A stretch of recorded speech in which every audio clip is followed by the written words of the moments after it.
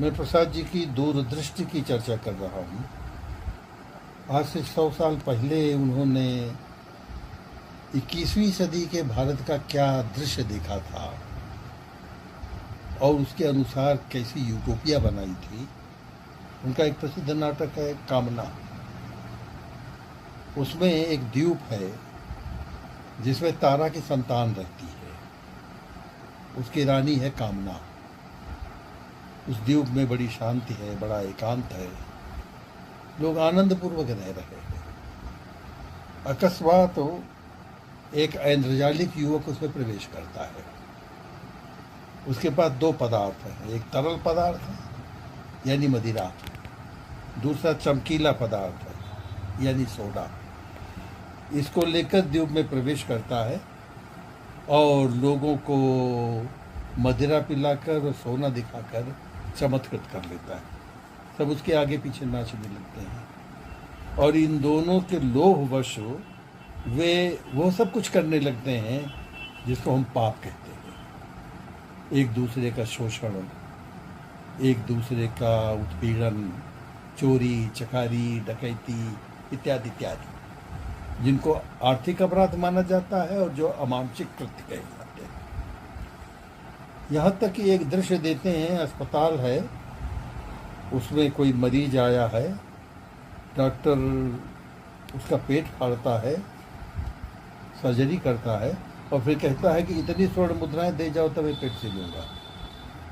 तो मुझे 2021 की बात याद आती कि यह दुस्वप्न उनको कितने पहले आया था कि अर्थ का यह अनर्थ हो, जैसे संसार में व्याप्त है वैसे इस देश में भी फैल रहा है संक्रामक रोग की तरह। इससे बहुत तेजी से विमानवीकरण आएगा। कोई मानवीय नाता रिश्ता नहीं बचेगा, केवल अर्थ पिशाच बचेगा। तो उस ट्रेजेडी को दिखाते हैं, फिर उसका समाधान भी देते हैं। ये सब प्रतीक पात्र हैं। कोई लालसा है, कोई लज्जा है, कोई कामना है। एक पात्र विवेक नाम का है, बड़ा बुजुर्ग, वो सबको समझाता है लेकिन इसकी कोई नहीं मानता। पर इन अत्याचारों से जब जनता पीड़ित हो जाती है तो एक दिन एक स्थान पर एकत्र होकर विचार करती है, क्या हुआ, हम सब बड़े सुखी थे, इस बीच ऐसा क्या घटित हो गया कि जीवन में संघर्ष बढ़ गया। तो विवेक समझाता है कि इसका कारण है ये विदेशी युवक, विलास नाम का युवक, जो स्वर्ण और मदिरा के बल पर हम सबको दिग्भ्रमित कर रहा है, हमारी संस्कृति को नष्ट कर रहा है। तो सब मिलकर निश्चय करते हैं कि विलास का परित्याग करो। सब उसको खदेड़ते हैं, वो भागता है, समुद्र में अपनी नौका लेकर जल्दी जल्दी भाग जाना चाहता है और लोगों ने उससे जितना स्वर्ण संचित कर रखा था सब उठा उठा के फेंक कर उसी नौका में इतना भर देते हैं कि नौका डूब जाती है और विलास मुक्ति में खत्म हो जाती है। ट्रेजिक नाटक है।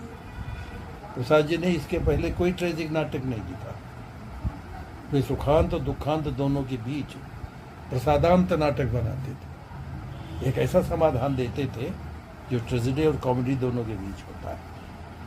पर इसको ट्रेजिक बना करके उन्होंने अपने युग को एक संदेश दिया था जिस पर विचार करने की आवश्यकता है। यही कामायनी का प्रतिपाद्य है। कामायनी की ईड़ा सर्ग में दरअसल आज के भारत का दृश्य है जिसकी बहुत पहले कल्पना उन्होंने की थी और काम के शब्दों में उसको व्यक्त किया है।